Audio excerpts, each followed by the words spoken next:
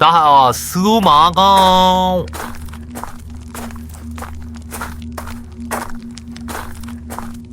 把门打开。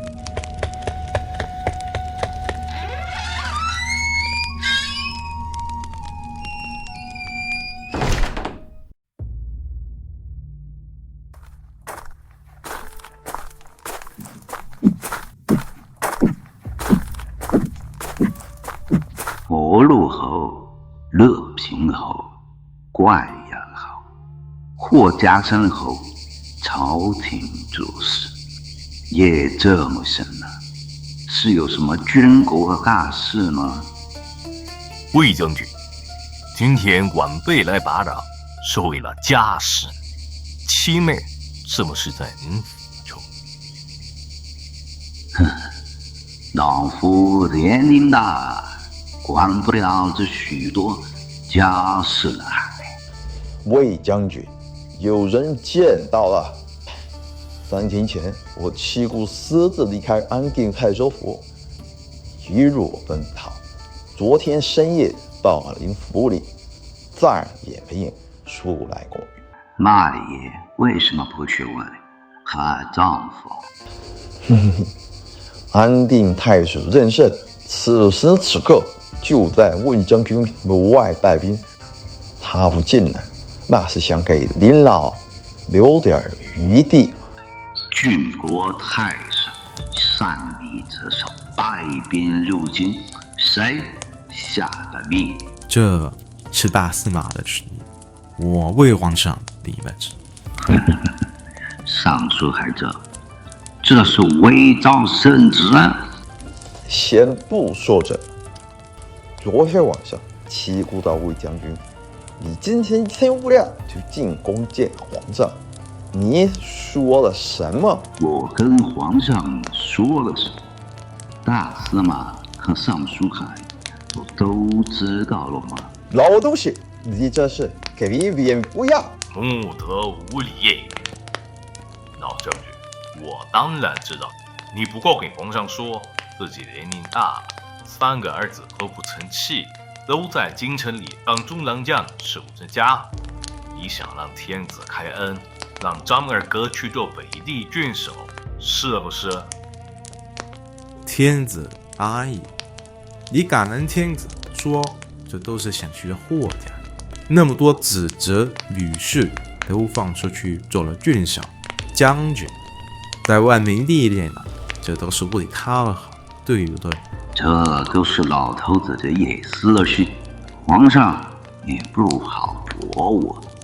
可是你还有一句话，你说这也是为朝廷好。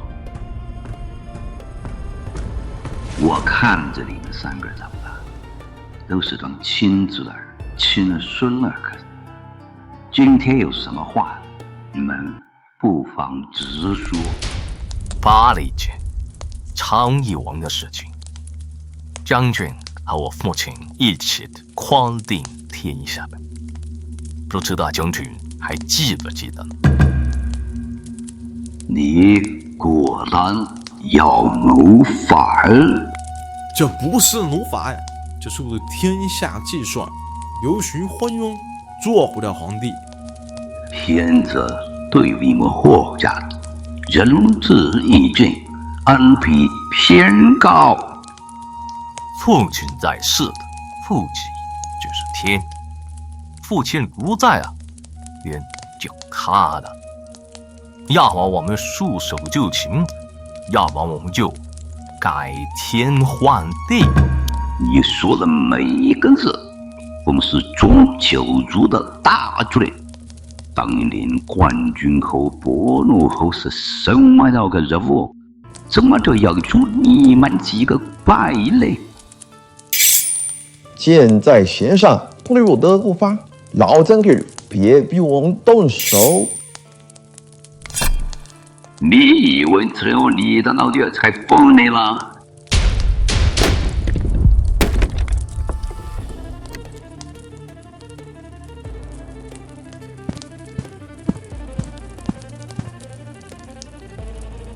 齐美，你出来！你丈夫就在将军府外头，不要怕，明天之后，你们俩平平安安回家。夫妻之间有什么事情，慢慢再说。明天？还见得到明天吗？父亲虽然不在了，但我们霍家恩宠不减，冠绝天下。你们为什么要反？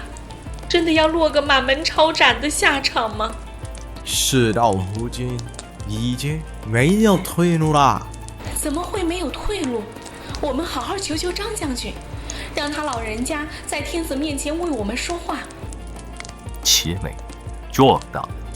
今日之事，只有生死，得有退路。有件事情你不知道，张将军恐怕也不知道。我也是10分前才知道真相。今天事已至此，我就把这个秘密说出来。 This secret began 21 years earlier. In 87 BC, an era came to an end. Emperor Wu, the martial emperor who had ruled this vast empire for 54 years, reached the end of his life. On his deathbed, this great conqueror made his final and perhaps most important arrangement of power. For his 8-year-old heir, Prince Liu Fuling, he appointed 4 regents to rule in his name. They were the Grand Marshal Huo Guang, the Chariot and Cavalry General Jin Midi, the Left General Shang Guanjie, and the Imperial Censor Sang Hongyang. Among the 4, Huo Guang was first among equals. But this man, who would come to control the empire for the next 20 years, came from nowhere. His only real currency, his only claim to status, came from his older half-brother, Huo Qubing, a god of war who blazed like a meteor across Chinese military history, ennobled as a marquis at 18, and appointed general of the flying cavalry at 19. On his triumphant return, the new general met the birthfather he had never known, and brought his 17-year-old half-brother, Huo Guang, back with him to the capital. Riding his brother's coattails, Huo Guang entered the palace as a junior attendant. The histories say he was a man of quiet disposition and meticulous conduct, who served within the Forbidden Gates for over 20 years without a single mistake. To Emperor Wu, he was the perfect, invisible executor. And for this, he earned the emperor's trust. Of course, it also helped that Huo Qubing's aunt was the famous Empress Wei Zifu, making Emperor Wu his uncle-in-law. Huo Guang was, in essence, a minor satellite orbiting the powerful Wei Huo clan, the family of the Empress. This connection, not his talent, was the key that unlocked the door to power. And perhaps for this very reason, his identity as an in-law of the emperor, and his obsessive, almost paranoid attachment to that status, would define his entire political career. In 83 BC, with the new Emperor Zhao being only 12, Huo Guang and his fellow regent Shang Guanjie arranged a marriage for him. The bride? The 6-year-old Lady Shang Guan, Shang Guanjie's granddaughter and Huo Guang's own maternal granddaughter. With this move, Huo Guang's status as the emperor's grandfather-in-law was now official, and he began to eclipse his fellow regents. In 74 BC, the 21-year-old Emperor Zhao died without an heir. Huo Guang installed a grandson of Emperor Wu, the Prince of Changyi, Liu He, on the throne. But this would become the most famous political gamble of Huo Guang's life. The histories record that in the mere 27 days of his reign, the new emperor committed 1,127 major faults. In the end, Huo Guang, acting in the name of the Empress Dowager, deposed him. The event would go down in history as Huo Guang dethrones an emperor. This act pushed Huo Guang's power and prestige to their absolute zenith. but it also saddled him with a heavy burden. To justify his actions, he had to find a new emperor who was beyond reproach, and preferably easy to control. And so, a great-grandson of the emperor, a young man who had been living as a commoner, was chosen and welcomed into the Weiyang Palace. This was the future Emperor Zhuan. To further cement his family's power, Huo Guang hoped to marry his beautiful younger daughter, Huo Chengjun, to the new emperor, making her the empress. But this emperor, whom he had hand-picked from obscurity, issued an edict of extraordinary romanticism. He announced that he was searching for an old sword he had owned when he was poor and humble. This is the origin of the famous idiom, "the old sword," a story of deep affection. Everyone understood its meaning. The emperor was declaring that he would never abandon the wife of his humble days, Xu Pingjun. Faced with the emperor's persistence, the usually autocratic Huo Guang reluctantly backed down. Huo Guang could accept a political compromise. His second wife, Lady Xian, could not tolerate her daughter's defeat. A venomous plot began to brew in the shadows of the palace. In 71 BC, Empress Xu Pingjun, after giving birth, died suddenly and mysteriously after drinking a bowl of medicinal soup laced with poison. Her death cleared the final obstacle for Huo Guang's daughter to ascend to the throne. The histories record that Huo Guang learned of his wife's conspiracy after the fact. He was shocked and horrified, but dared not expose it. This decisive regent, who had wielded the power of life and death, chose silence and complicity when faced with the vortex of family ties.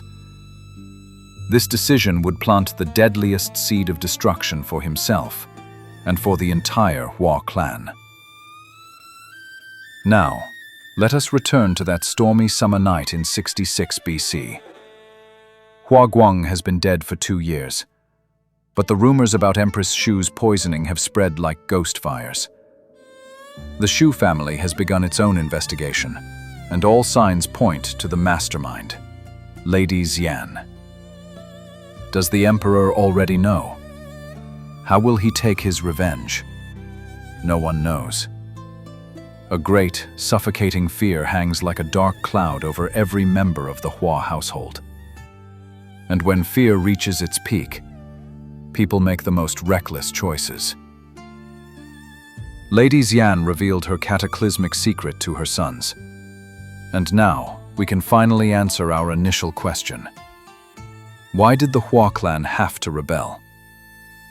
Because they had no other choice. In their eyes, rather than waiting for the emperor's sword of vengeance to fall, it was better to draw their own swords first and fight for the throne itself. This was the whole truth of the treason plot. And to successfully depose an emperor, a critical condition had to be met. They needed the approval of a higher authority. In the political context of the time, that meant the Empress Dowager. And the Empress Dowager at that time was the very same one who had deposed the Prince of Changyi 8 years prior, Huo Guang's own maternal granddaughter.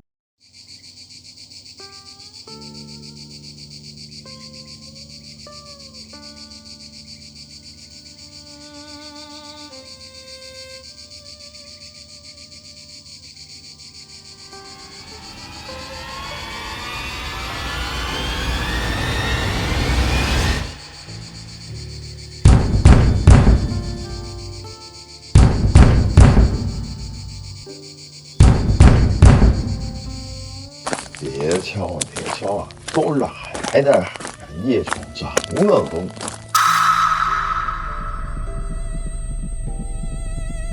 快开门！我们奉卫尉范将军的命令，接管长乐宫的防务。卫尉管的是惠阳宫，范将军的话在这里也不好使。别废话，快开门！耽误了事儿，谁负责？我说的话好不好使？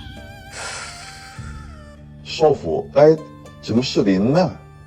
这怎么突然就换房子了？先开门。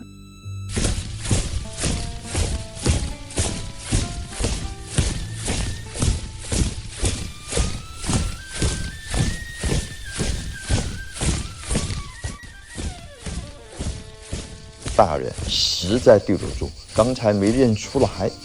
哎，我们也没有听到消息。这黑社会家，怎么蓝军要接管成乐宫的宝物呢？知道太多有什么好处？成了卫尉徐隼呢？他现在在哪里？还有我看你们这里人手都这么少，其他人去哪里了？少府旺啊，徐卫尉家老人过生日，前天他就给少府您报价回去操办去了，这才2天，还总得过几天才回来。连同宫里的兄弟，当然不耽误这的，都去他府里帮忙。哎，毕竟是肉火皇后的徐家，场面还是很大的。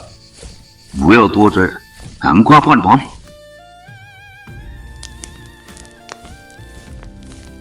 你们去个人，看看外面怎么回事？闹了半天啊，动静这么大，还叫我们让人休息。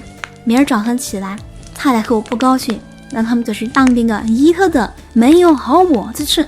已经问清楚了，说是蓝军来换房，一会儿就好了。太后夜深了，我伺候您睡了吧。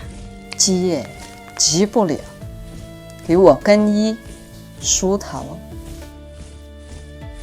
皇后这儿报，宣称侯夫人报。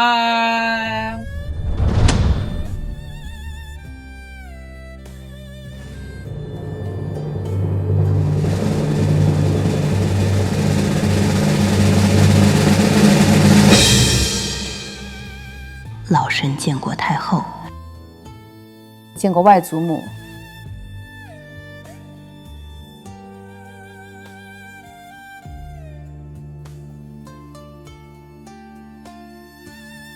太后明天要宴客。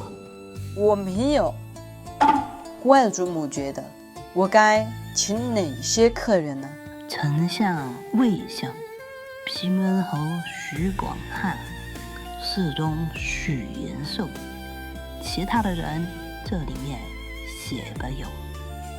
太后马上派人写旨意，用太后印信盖章，今天晚上就让人送去，明天一早再派人去催，到中午的时候人就该起于了。都按外祖母的意思办。你的卫尉徐隼呢？他也是许家的人，明天平门侯来了，他也该到场的。许卫尉请假在家，我也派人去请。我们有要紧的话要给太后说，你们全都滚出去，一个都不准留，没有我的命令，谁也不准上殿。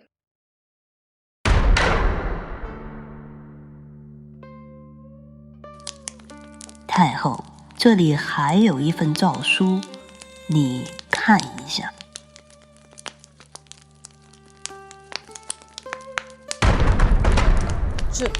这，外祖母，你们要废皇上？不是我们，是你。当今太后察觉流行无德无能，为天下社稷着想，废其天子之位。我做不到。你怎么做不到？8年前废昌邑王，密刘询为帝，不就是你下的旨意？那时候我才15岁，都是外公一言九鼎，他说什么我就答应什么。怎么，外公不在了，我说话你就不答应吗？皇后还这么年轻，要是废了皇帝，她怎么办？我独守长乐宫已经凄凉了8年了，我不忍心看皇后和我一样。我自己的女儿，我能不为她打算？皇帝要是听话，乖乖退让，我总要学对待昌邑王，给他留个王侯的。他要是不听话，我的女儿就不能另嫁了？别说这么多，快盖章用印吧。8年前，外公废掉昌邑王是因为他自己的过错，可这8年来，当今天子并没有犯错。犯没犯错，还不是我们霍家说了算。就是当年昌邑王，你的诏书上说他继位27天，犯下1000多件大错，这话你自己信吗？我们霍家想让他做皇帝，别说8年，就是18年，他也可以一点错都不犯。要是不想让他做皇帝，他活在这世上的每一天都是错。外祖母，这事儿太大了。昌邑王时，朝廷内外一心，都听外公一个人的。今天外公已经不在了，要是有人跳出来反对，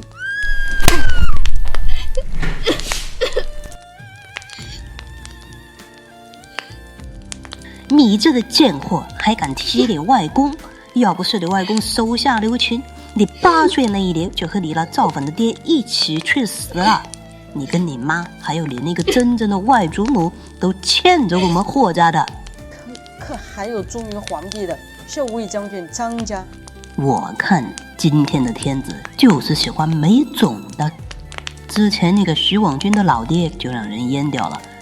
张烂是他哥的张贺，从小照顾刘询长大，他自己不也是个阉人？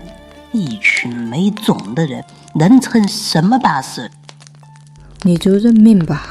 就是现在，范将军已经带着南军进了未央宫，未央宫的宫人都看着的。皇帝从午后就没有离开过宫里。北军田将军也放了任太守带领的安定守兵入城。哥哥和冠元侯他们现在正在魏将军府看着张老将军，还有谁能跳出来反对呢？来人，取太后的印讯来。Lady Xian and Empress Huo Chengjun's sense of being cornered was not unfounded. From a rational political standpoint in the summer of 66 BC, the Huo clan's odds of winning were close to 100%. First, let's look at the cards they held. Although Hua Guang had been dead for 2 years, the Huo clan's absolute infiltration of the imperial power structure would still send a chill down the spine of any observer. Hua Guang's son, Hua Yu, held the title of Grand Marshal. His 2 grandnephews, Hua Shan and Hua Yun, both marquises, one led the imperial secretariat, controlling the administrative heart of the empire. The other served as a commander of the imperial bodyguard. Hua Guang also had 5 famous sons-in-law. Fan Mingyou, the commander of the palace guard, responsible for the entire garrison of the Weiyang Palace. Ren Sheng, a former commander in the elite feathered cavalry.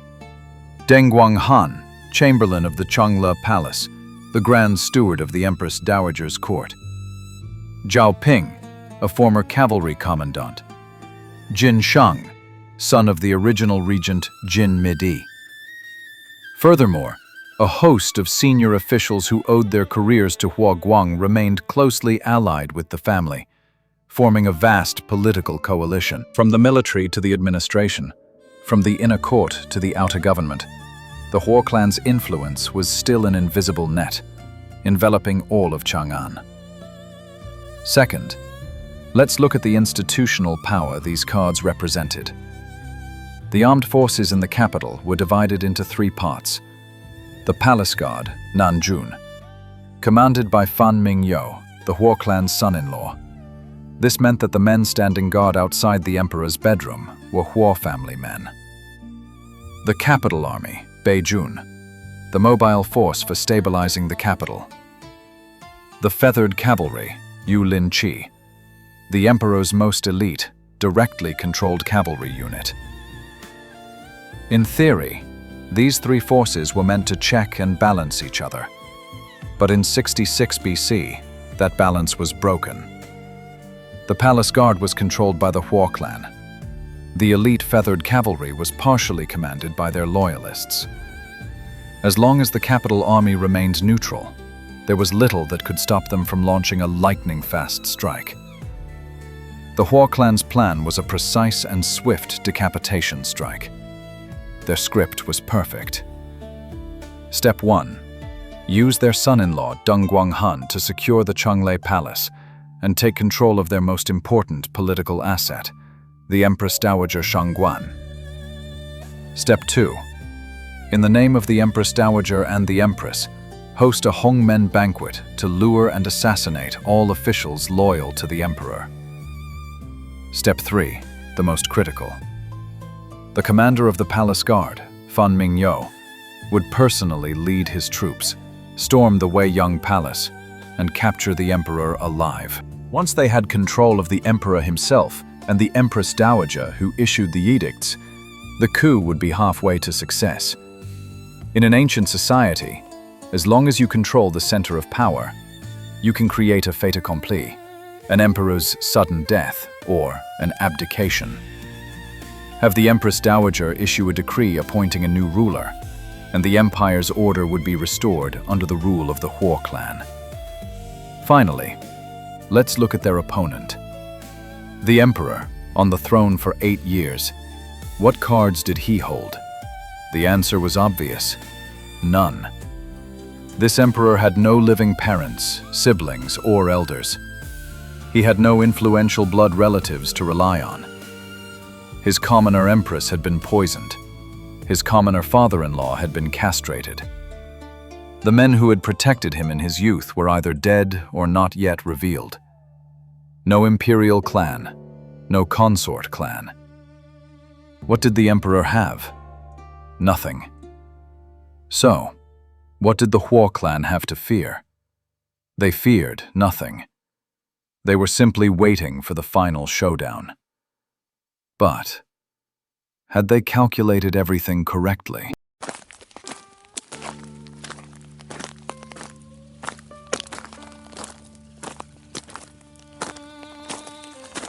羽林旗，你带来多少？皇帝小儿年初就夺了我骑都尉的印信，又安插亲信，羽林旗我已经调动不了，这次只带来了100人。够了，我的南军已经把未央宫围得水泄不通，宫中的那几个郎中、侍中，谅他们也不敢阻拦我。说到郎中，金赏这个没胆子的，到底是没有现身。都是宣城侯的女婿，到这生死关头就他一个人，3天前就闭门不出。真跟他爹一样，都是没种的匈奴怂包。不管他了，马上行动！我们现在就进大殿。老将军，我们2家世交，我打小和张大哥、张二哥一起长大，我们做晚辈的，自然不敢劳烦您老人家。但今天的事情，还望老将军体谅。哼，体谅什么？体谅你们这群反贼！马将军，说什么也没用的。今天我们来，只有一个目的，请你交出魏将军虎符。虎符是国家调兵凭证，天子就是信不过你们这大司马右将军，才把虎符交到我的手里。我就是死在这里，也不能把虎符交出来。你这是找死！来人！反贼逆子，你父亲在天之灵也不会安生的。霍家就要毁在你们几个手里了。老将军，你就是不交出虎符，又有什么呢？南军已经进入未央宫，北军袖手旁观，安定守兵入城，羽林旗势单力薄，虎符只是个符号，得之我意，失之无损。大司马大将军，只要还姓霍，天下兵马就要听我们家的。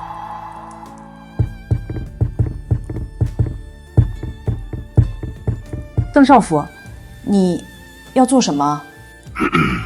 奉皇后旨意，请太后用印盖章，我是太后，这章我不盖。这一章你盖也得盖，不盖也得盖。你要盖了，你就还是霍家的好外孙女，自然有你的体面。你要是非不盖，那我也顾不得你这太后的脸面了。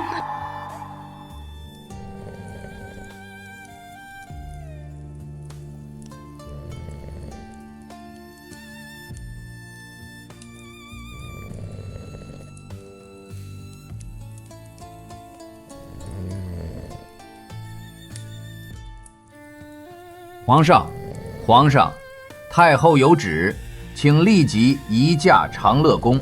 皇上，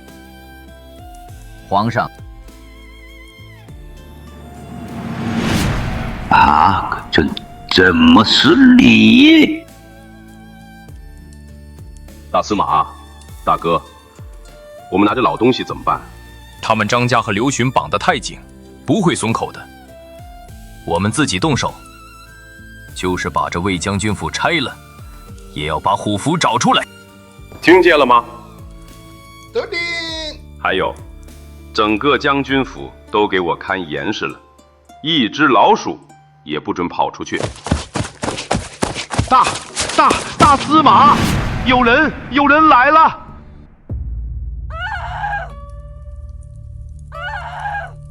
太后，这长乐宫里李是主，我是仆，咱们多年相安无事，但按辈分，你还得管我叫一声姨父。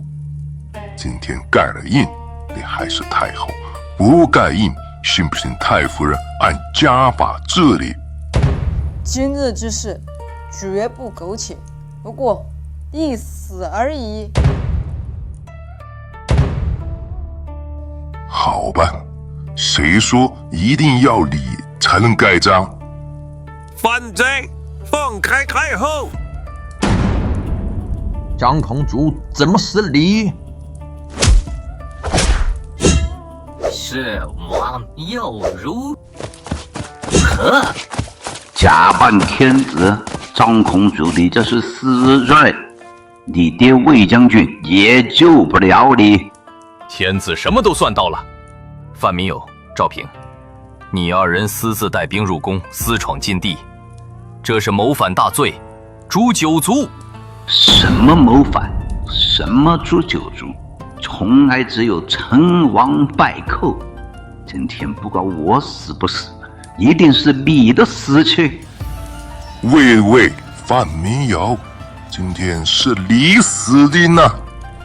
直进我田将军，你不是听我的话？呸！谁听你的话？我只听天子的。告诉你，你带来的1000南军已经被我们北军拿下了。此时此刻，长安城内外都在我北军的控制之中，你不要负隅顽抗。皇上呢？我要见皇上。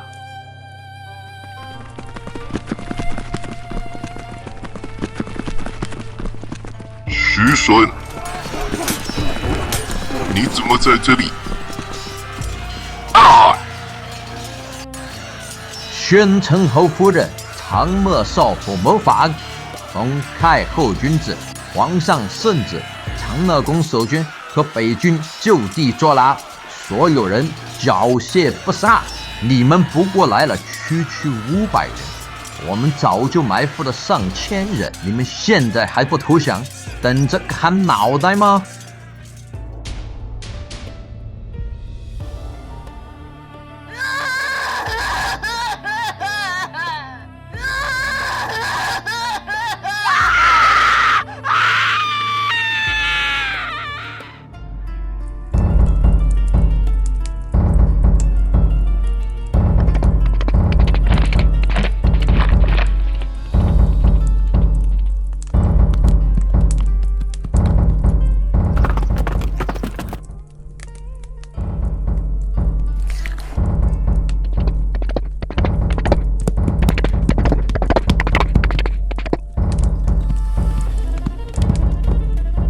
结阵，结阵，快结阵！他们是骑兵，不结阵等着死吗？长安城中重兵相会，稍微有点闪失就是大罪。对面不知道是哪位将军带队，这里面的误会，请出来讲一讲。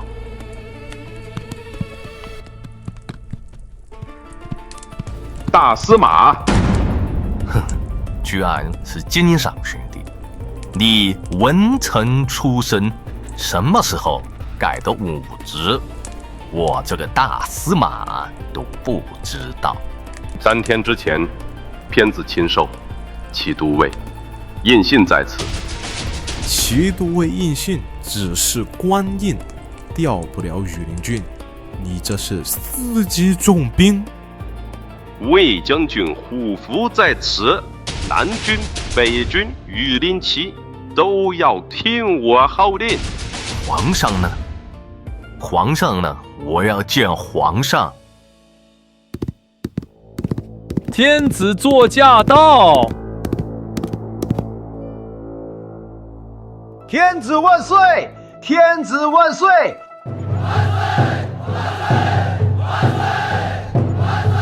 诸位，我知道你们羽林旗还有个名字，叫做羽林孤儿。你们中大部分人都是为我大汉捐躯的烈士之后，从小入宫习学武艺，就是为了有朝一日报效国家。羽林军的同袍就是你们的亲人，羽林军的营垒就是你们的家，大汉就是你们的家。而我，诸位也知道，我也是孤儿。我一生下来就没有父母，没有兄弟姊妹，我一生下来就被关在大牢之中，是囚徒的乳汁养育了我。我是在长安的街巷中长大，而我唯一的家人，我的结发妻子，就被他们霍家毒杀，还有我没出生的孩子，也一起被他们葬送。前面的张将军，在我孤僻无助时，待我如同己出；长安的百姓，在我没有登堂入室之前，待我如同亲友。大汉最终把江山社稷交到了我的手上。你们说，我们能不能再让他们夺去我们的亲人，夺去我们的长安，夺去我们的大汉？听我的，霍家谋反，十恶不赦，首恶必诛，邪从不论。违抗者斩，逃离者斩，进攻。Amidst the earth-shaking cries of battle, our historical reenactment comes to a close. Here we must regrettably state that this is not historical truth itself, but rather the truth we have pieced together. The actual events were likely far less dramatic, but this does not prevent us from getting closer to history itself. Let's reconstruct a few key reasoning processes. First, let's talk about this orphan. The story of Emperor Zhuan's upbringing is legendary. His birth name was Liu Bingyi, and he was the great-grandson of Emperor Wu. In 91 BC, his grandfather, the crown prince, and his entire family were executed. Only the infant Bingyi survived, thrown into prison. He was raised among commoners, growing up in the streets of Chang'an, and Empress Shu was his first wife. She was only 17 or 18 when she was poisoned. So, the orphan Emperor Zhuan had every reason to seek revenge. Second, the attitude of the Empress Dowager Shangguan. The histories imply she was to be coerced, not a willing participant. In the final purge, despite being Huo Guang's granddaughter, she was not implicated and lived on for over 40 years. Of course, we prefer to mention a small detail. Although she was Huo Guang's biological granddaughter, she was not Lady Shan's. Her paternal grandfather was executed in a failed coup by Huo Guang. Third, Jin Shang and Zhang Pengzu. Jin Shang's family was fanatically loyal to the throne. The histories record that when he discovered the Huo clan's plot, he divorced his wife to draw a clear line, and was the only son-in-law to be spared. Zhang Pengzu's story is even more interesting. The histories clearly state that he was Emperor Zhuan's childhood classmate. Fourth, who leaked the secret? The poisoning should have been a secret known only to a few. This seems to leave only one possibility. Empress Xu herself figured out the truth. The histories record that on her deathbed she said, "My head is spinning. Could there be poison in the medicine?" She likely knew she had been poisoned and, through some means, informed her husband. Emperor Zhuan, facing an overwhelming power imbalance, did not act immediately. Instead, he waited for 5 years until Huo Guang was dead, then deliberately leaked the information to force the Huo clan into a panic. There is an old Chinese saying, "For a gentleman, 10 years is not too long to wait for revenge." In English, we say it another way. Revenge is a dish best served cold. They both mean the same thing. 皇上，老臣有个不请之请，霍公子里中并非人人都同霍玉一样，似乎应该区别以待。